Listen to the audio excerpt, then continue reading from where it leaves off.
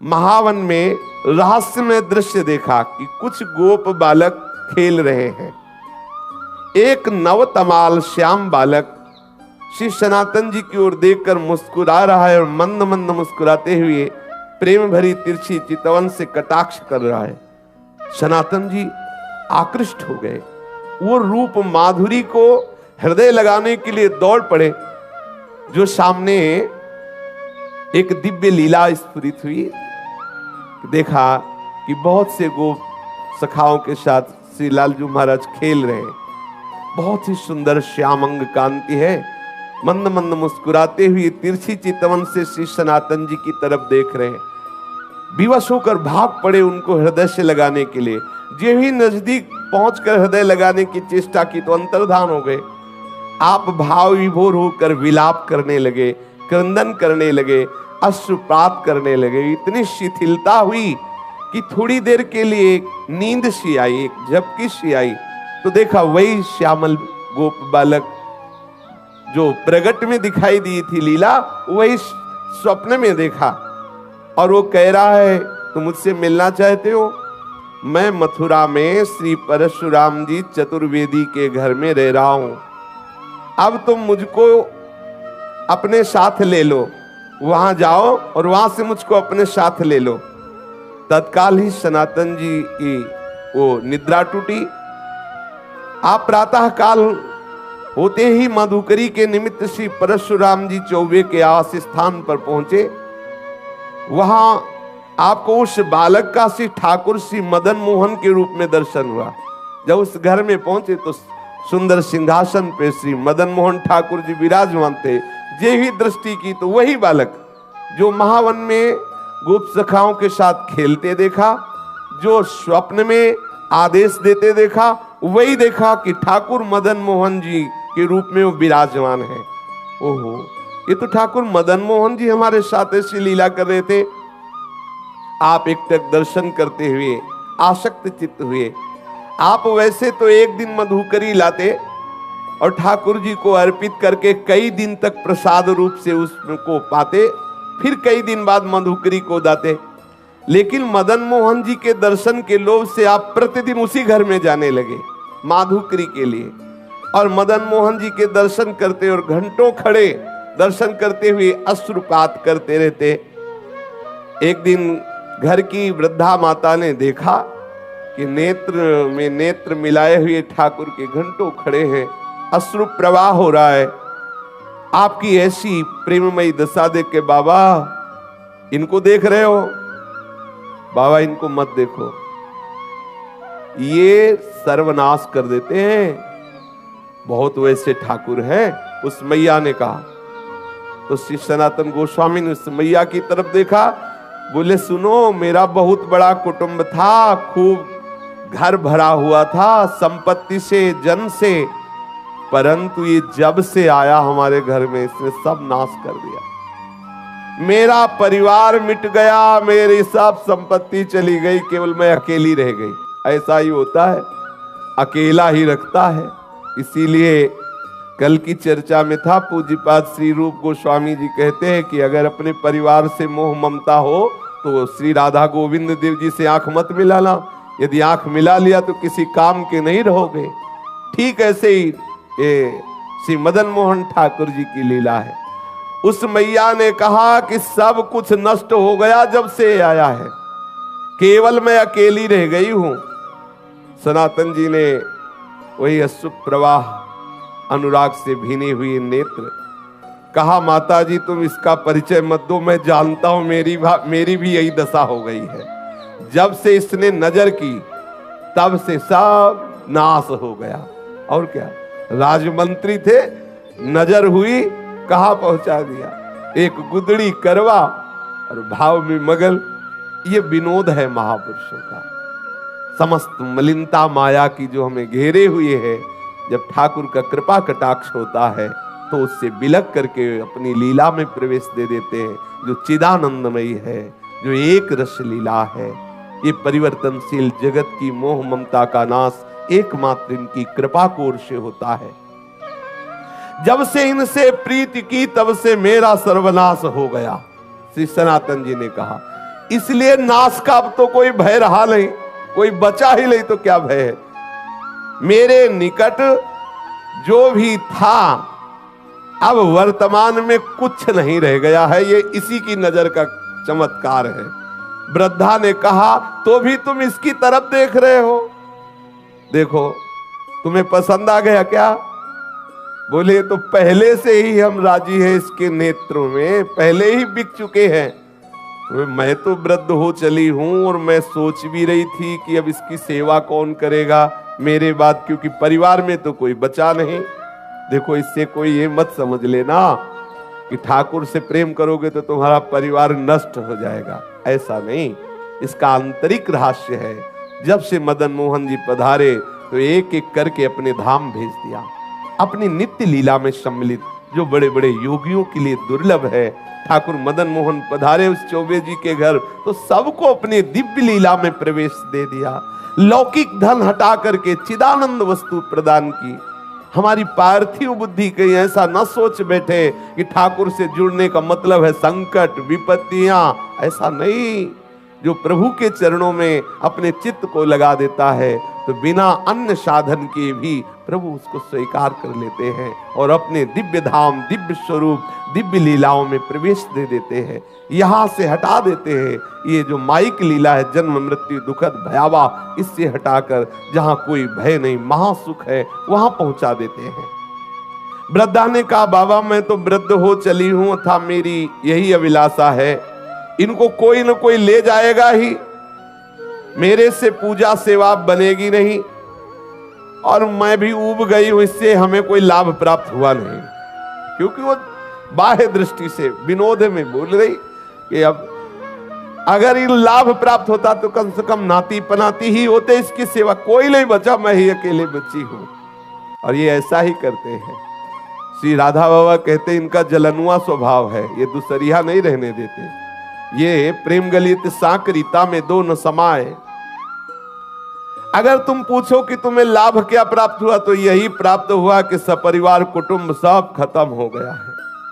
अब मेरी मृत्यु का समय आ रहा है, कोई ना कोई तो इसकी सेवा के लिए चाहिए ही, और मैं किसको सौंपूं? मैं दे भी उसी को सकती हूं जो इससे प्यार करे।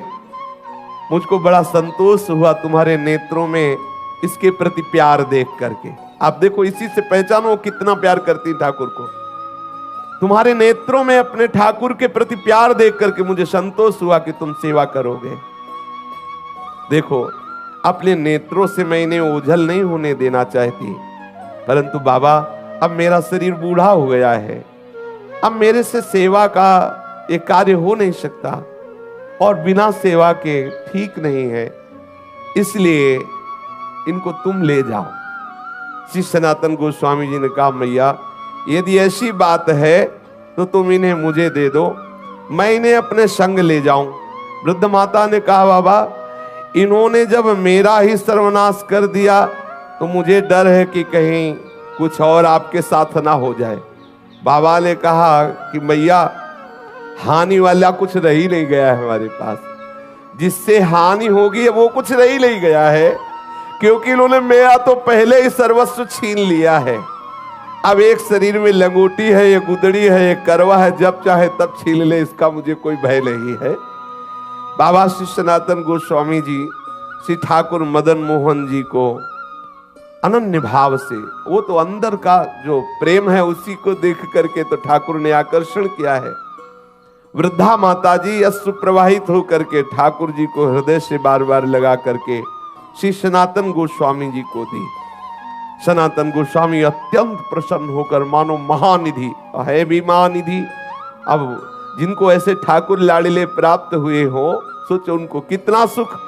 सनातन जी बहुत प्रसन्न मुद्रा में ठाकुर जी को हृदय से लगाकर श्रीधाम वृंदावन में ले आए और आदित्य टीला में श्री ठाकुर जी महाराज को विराजमान, ये जो लाल पत्थर का मंदिर है टीले पे, इसे आदित्य टीला कहते हैं। उनकी पर्ण कुटी वहीं थी, वहीं ठाकुर जी को विराजमान किया। सनातन जी की दिनचर्या में उदर पोषण के लिए माधुकरी वृत्ति ही थी। एक दिन ले आते, कई दिन प्रयोग करते, परंतु अब कुटिया में ठाकुर जी पधारे। अब श्री सनातन जी श्री ठाकुर जी के भोग के लिए आटा मांग के लाते और उपला बीन लेते और उसी आटे का गोला बनाकर उपला में पका लेते और ठाकुर जी को अर्पित करते और वही प्रसाद पाते। वैसे तो कई कई दिन तक मां धुकरी का भोग लगा के पाते, लेकिन जब से ठाकुर मदन मोहन आए तो रोज आटा लाते और उसी का बाटी बनाकर ठाकुर को अर्पित करते। ठाकुर जी को जब भोग अर्पित करते तो ठाकुर जी मुंह बनाते, क्योंकि चौबे जी के यहाँ मलाई रबड़ी पाले वाले प्रसिद्ध है, मथुरा के चौबे, वहां तो खूब सुंदर राजभोग चलता रहता है। आज भी है, शाम के भांग छानेंगे फिर उनका प्रसाद देखो शाम वाला। हाँ, उनके लीवर की अलग से रचना है, वो मतलब सबके पचले की बात ले, वो अलग होता है, भगवान बना के भेजते हैं वैसा। हमने तो सुना है, देखा तो है नहीं कि 2-2.5 किलो रबड़ी कोई ज्यादा नहीं है, ऐसा सुना है कि ऐसे हाँ ऐसा सुना है कि वो जब भांग छली होती ना 2-2.5 किलो ऐसा हमने सुना। तो ठाकुर जी रबड़ी छालने वाले अभी यहाँ सूखी बाटी, उसमें नमक भी नहीं, अब कुछ कह नहीं सकते लेकिन मुंह बुलाते ठाकुर जी, जो ही ऐसे बाटी रखते ठाकुर। एक दिन हिम्मत करके ठाकुर जी, देख लो ये प्रेम का बल, जैसे कोई बच्चा डरता है ना बड़ों से, ऐसे ठाकुर जी डरते थे श्री सनातन गोस्वामी से। थोड़ा डरते हुए कहा, बाबा ये सूखी बाटी गले से उतरती नहीं है, आप ये जली जली बाटी हमको भोग लगाते हो, हमारा उधर भी काम नहीं कर रहा हो, गले से सरकती नहीं है। अरे इतना नमक तो डाल दिया कर, इतना नमक डाल दिया कर। श्री मदन मोहन जी के मुख से सुनकर के सनातन जी मुस्कुराए और बोले, देखो हमें महाप्रभु ने आदेश किया है कि वृंदावन वैराग्य से रहना। अब मैं समझ गया कि आप मुझे फिर फंसाना चाहते हो, चटोरा स्वभाव है आपका, वैसे ही बाल्यपन से चटोरा स्वभाव। कभी यशोदा मैया के द्वारा दिए हुए माखन से तृप्त नहीं होते थे, जब तक 10-20 घरों से गोपियों के यहाँ जाकर के बाल लीला करके 10-20 घरों से नहीं पाते। तो हमें पहले से पता है आपकी चटोरा स्वभाव है, और वैसे भी चौबे जी के यहाँ भोग लगता रहा, लेकिन ये बात समझ लो कि यहाँ ये व्यवस्था नहीं हो पाएगी। आज आप कह रहे हो कि थोड़ा सा नमक मांग के लाना, फिर कहोगे बाबा नमक तो हो गया, अगर थोड़ा घी में डुबो के तो गला सीज जाएगा, फिर कहोगे बाबा थोड़ा मीठा बूरा मिला दो, तो हम इसी चक्कर में कहां तक व्यवस्था करेंगे। कभी तुम घी कहोगे, कभी बूरा कहोगे, तो इसलिए महाराज मैं तो महाप्रभु की आज्ञा के अनुसार ही रहूंगा वैराग्य से। और आप ये जो मांगे रख रहे हो, ये मांग आप अपना चाहो तो पूर्ण कर लो, हमारी तरफ से व्यवस्था होने वाली नहीं है, मैं वैराग्य पूर्ण ही रहूंगा। श्री सनातन गोस्वामी जी से ऐसा ठाकुर जी ने उत्तर सुना, तो उन्होंने कहा तुम फिर मुझे आदेश देते हो कि मैं अपनी व्यवस्था कर लूं। ठाकुर जी ने हाँ बोले, आप व्यवस्था अपनी कर लो, हमें कोई परेशानी नहीं है। ठाकुर जी प्रसन्न हो गए, ठीक है आप वैराग्य से रहो, हम व्यवस्था कर लेते हैं। श्री सनातन गोस्वामी जी ने श्री ठाकुर मदन मोहन जी को कह दिया कि आप अपनी व्यवस्था कर लीजिए। तो उसी समय मुल्तान देशवासी कोई रामदास जी नाम के जो एक कपूर परिवार के विशाल नौका में विविध रत्नों और सैंधव नमक, काबुल के मेवा इत्यादि भरी हुई, वैसे पहले यमुना जी से ही व्यापार आदि के लिए नौका यात्रा के द्वारा आना जाना होता था। तो वो आगरा जा रहे थे, जिसमें मेवा भरी हुई थी, सेंधा नमक भी था और विविध प्रकार के रत्न भी थे। बहुत बड़ी नौका थी, जिसे नरवाहन जी के चरित्र में आता कि 600 सैनिक तो उस जैनी की नौका की व्यवस्था में थे, और बहुत सा वो व्यापार की सामग्री लिए। तो मतलब कोई ऐसी नौका नहीं कि 10-5 लोग बैठे हों, ऐसे नहीं, विशाल नौकाएं और उसमें संपत्ति। जब ठाकुर जी से कहा आप अपनी व्यवस्था कर लो, तो ये नीचे ही यमुना जी बहती थी जहां से आज परिक्रमा मार्ग है, क्योंकि यमुना जी के समीप ही आदित्य टीला, वो आज भी जो लाल पत्थर का मंदिर, तो जो परिक्रमा मार्ग है यमुना प्रवाह उस समय, क्योंकि ऐसा प्रसंग आता है कि वहां से घड़ा लेकर के सीधे यमुना जी में कूदा चोर, ऐसी कथा आती है। तो मतलब समीप ही यमुना जी थी, वहां ही आके नौका रुक गई। अब बहुत प्रयास किया, नौका वहां से चली ही नहीं। अब अनेक प्रयास करने पर जब हार गया, चलने की बात क्या, नौका हिली डुली भी नहीं, क्योंकि ठाकुर जी जजमान पटाना चाहते हैं। अब श्री रामदास जी कपूर परेशान हो गए, तो ठाकुर जी ही एक गोप वेश बालक का धारण करके गए और कहा, रे सुन, ये नौका ऐसे नहीं निकलेगी, अगर तुझे नौका निकालना है तो देखो वो संत भगवान बैठे उस वृक्ष के नीचे, सनातन गोस्वामी जी के लिए कहा, वहां जा दंडवत कर, कुछ मनौती मान तो नौका निकल जाएगी, हम तुमको पक्की सलाह देते हैं। अब वो श्री सना, और ये कौन बालक, वही है ठाकुर जी पटार है, नाव रोका और भेज रहे हैं, पर बिना सनातन जी किया। ये देखो इनका दुलार देखो, ठाकुर कितना अपने जनों को प्यार करते हैं। वैसे ये सबके साहब हैं, लेकिन जो इनकी दास्ता स्वीकार कर लेता है वो ठाकुर अपना साहब उसे बना लेता है। कैसा करुणामय है। नरसिंह मेहता जी के लिए देखो अपने को सेवक कहा, जब कभी आदेश हो स्वामी निसंकोच होकर आदेश करना, ये सेवक सदैव आपकी सेवा में तत्पर है। श्री द्वारिकाधीश जी ने ऐसा नरसिंह जी के लिए कहा।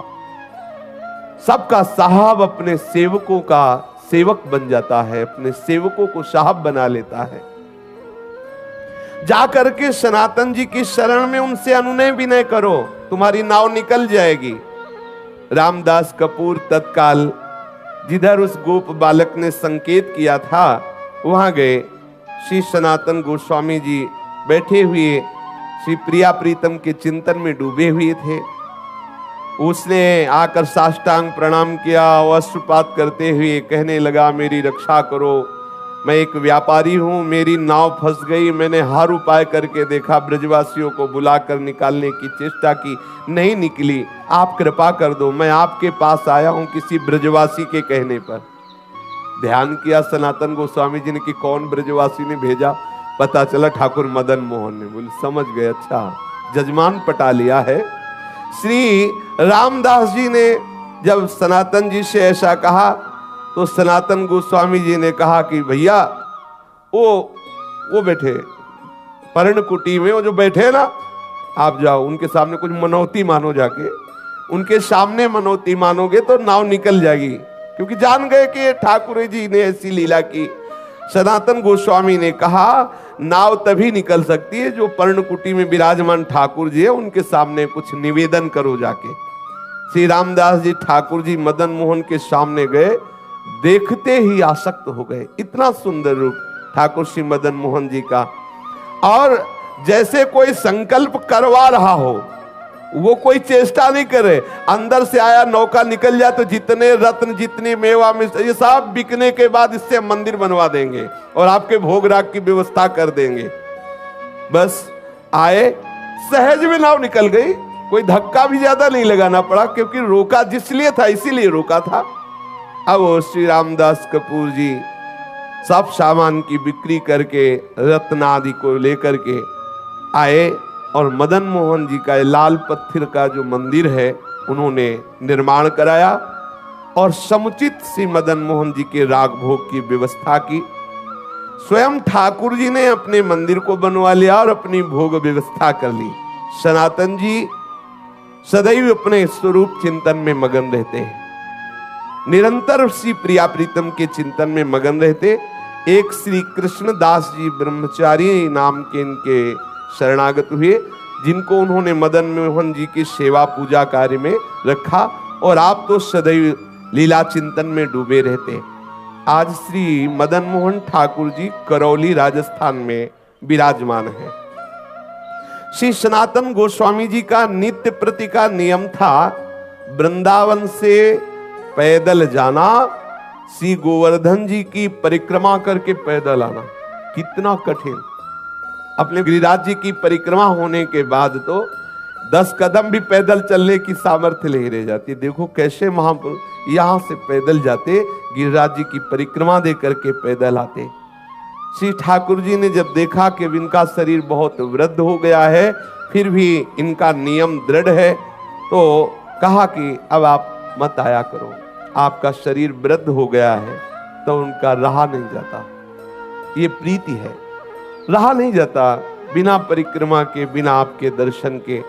तो श्री ठाकुर जी महाराज स्वयं प्रकट होकर के एक शिला प्रदान की, जिस शिला पर श्री ठाकुर जी का चरण चिन्ह अंकित है, और कहा बाबा तुम इस शिला की परिक्रमा कर लिया करो, इसकी परिक्रमा से तुम्हें संपूर्ण गिरिराज गोवर्धन की परिक्रमा का नियम पूर्ण हो जाएगा, वैसे ही आपको आनंद प्राप्त होगा। वो पावन शिला वर्तमान में श्री वृंदावन में श्री राधा दामोदर जी के मंदिर में विद्यमान है। सब लोग प्राय दर्शन करते हैं। प्रतिदिन आदित्य टीला से श्री सनातन गोस्वामी श्री गोपेश्वर महादेव जी के भी दर्शन करने जाते थे। तो महादेव जी ने देखा कि जब बहुत एकदम वृद्ध हो गए हैं, तब उनसे कहा कि तुम यहाँ रोज गोपेश्वर मत आया करो। बोले आपके दर्शन का नियम है, तो मैं मध्य में ही प्रकट हो जाता हूं। तो जो बनखंडी महादेव जी हैं, उस रूप में श्री गोपेश्वर महादेव जी प्रकट हो गए, और पूज्य श्री सनातन गोस्वामी जी उनके रोज दर्शन करते, बड़े ही अकिंचन। गौड़ देश में वर्धमान जिला के एक गरीब ब्राह्मण अपनी गरीबी से बहुत दुखित होकर धन प्राप्ति के लिए आशुतोष भूत भावन भगवान शंकर की आराधना की।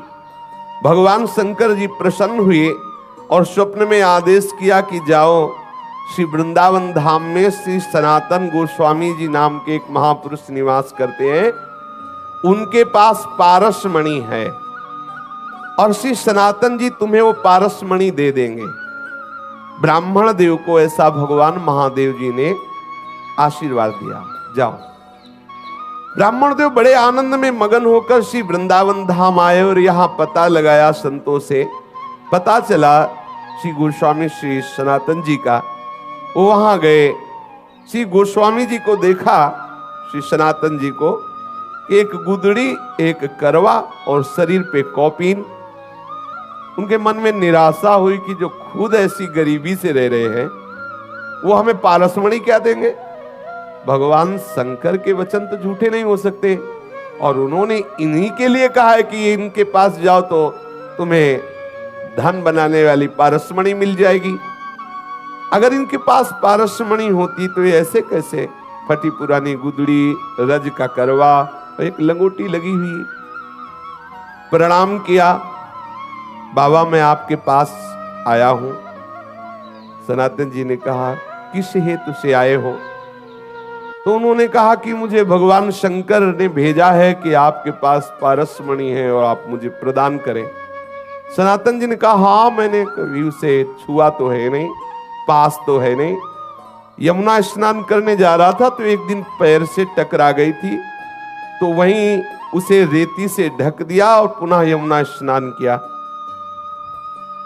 जिससे किसी दिन स्नान करके वापस आते समय दोबारा हमारे स्पर्श ना हो जाए, नहीं तो मुझे पुनः स्नान करना पड़ेगा। श्री ठाकुर जी की सेवा पूजा में विलंब हो जाएगा। ब्राह्मण देव को लगा इतनी अशुद्ध होती पारसमणि कि स्नान करना पड़ता है। ब्राह्मण देवता ने कहा अच्छा आप मुझे बता दे चल के कि वो पारसमणि का है, दूर से बता दीजिए। ब्राह्मण देव को श्री सनातन गोस्वामी ले गए और बोले इसी जगह कहीं थी, आप बालू हटाइए। तो जे भी वहां बालू हटाई, थोड़ी देर में ही तो देखा चमकती हुई पारसमणि। ब्राह्मण को लगा मैं परीक्षा करके देखूं कि कोई चमकदार पत्थर है या पारसमणि है। तो एक लोहे की कील में स्पर्श किया, तत्काल वो स्वर्ण की हो गई। बड़ा मन प्रसन्न हुआ कि भगवान शंकर का वरदान साक्षात्कार हुआ। परंतु द्वितीय उसके विचार तत्काल आया, एक मन में तो प्रसन्नता हुई, तत्काल द्वितीय विचार आया कि ये कैसे संत हैं, इतनी कीमती वस्तु को इतनी दूर किए हुए, जिसके लिए मैं आनंदित हुआ उसके लिए इनके हृदय में ऐसी उपेक्षा। सनातन जी इस अमूल्य पारसमणि का त्याग क्यों किए हुए थे। और इतना त्याग कि शरीर से स्पर्श हो जाए तो यमुना स्नान करना पड़ेगा। मुझे लगता है कि इनको पता नहीं कि ये पारसमणि क्या होती है। ना अगर ये ऐसा जानते होते तो इसको ऐसे क्यों रेत में फेंके होते। और इसमें क्या दोष है जो इन्होंने स्नान करने की बात सोची। ब्राह्मण देव अपने मन की असमंजता में विचार किया कि इन्हीं से पूछे, तो पुनः लौट करके श्री सनातन जी को प्रणाम किया और कहा, महाराज मेरे हृदय में एक प्रश्न है कि इतनी कीमती मणि आप अपने समीप क्यों नहीं रखा, और इसके स्पर्श करने पर स्नान करना, क्या पवित्रता इसमें है। ब्राह्मण को इस तरह बोलते हुए देख करके श्री सनातन गोस्वामी ने कहा कि बहुत दुर्गुण है इस पारसमणि में, न जाने कितनी मलिनताएं छुपी हुई है।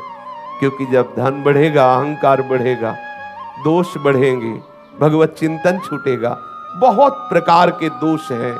इसलिए इसका कहीं रजोगुण प्रभाव कहीं किसी भी तरह से हमारे भजन में विक्षेप न डाले, इसलिए इसको दूर रखते हैं। और ये हमारे लिए मणि पत्थर से बढ़कर कुछ नहीं है, क्योंकि हमारे पास जो मणि है उस मणि के सामने है ही क्या। तो तत्काल ब्राह्मण बोला, महाराज आपके पास कौन सी मणि है। बोले, इंद्रनील मणि श्याम मनोहर। आहा, श्री लाल बिहारी श्याम सुंदर रूपी मणि हमारे पास है, ये क्या। उसने तत्काल श्री सनातन गोस्वामी के चरणों में प्रणाम किया, और महाराज फिर आप ऐसी अपवित्र मणि हमें क्यों देंगे, अब आप कृपा करो वही मणि दो जो आपके पास है। तब उन्होंने कहा कि इसे फेंको यमुना जी में और यमुना स्नान करके आओ, तुम अधिकारी हो, क्योंकि भगवान आशुतोष शिव की कृपा तुम्हारे ऊपर हुई। तुम्हें पारसमणि लेने के लिए नहीं भेजा, वो हमारे पास भेजा इसी इंद्रनील मणि श्याम मनोहर के लिए ही है। पर तुम्हें विश्वास हो जाए और तुम्हारी समझ में आ जाए कि पारसमणि को भी त्यागने की सामर्थ्य श्री श्याम सुंदर के चरण अनुरागियों में होती, इसलिए लीला कराई। जाओ स्नान करके आओ, इसे यमुना में फेंक दो। पारसमणि को फेंक दिया, स्नान करके आए। श्री पूज्य सनातन गोस्वामी जी ने उन्हें दीक्षा दी, उन्हें भगवत संबंध से युक्त किया, और निरंतर वो वृंदावन धाम वास करके भगवत चिंतन करते हुए वो भगवत धाम को प्राप्त हुआ। विक्रम संवत 1615 सप्त गोस्वामी ग्रंथ के आधार पर विक्रम संवत 1611 आषाढ़ पूर्णिमा के दिन प्रातः काल श्री सनातन गोस्वामी पाद जी ने नित्य निकुंज लीला में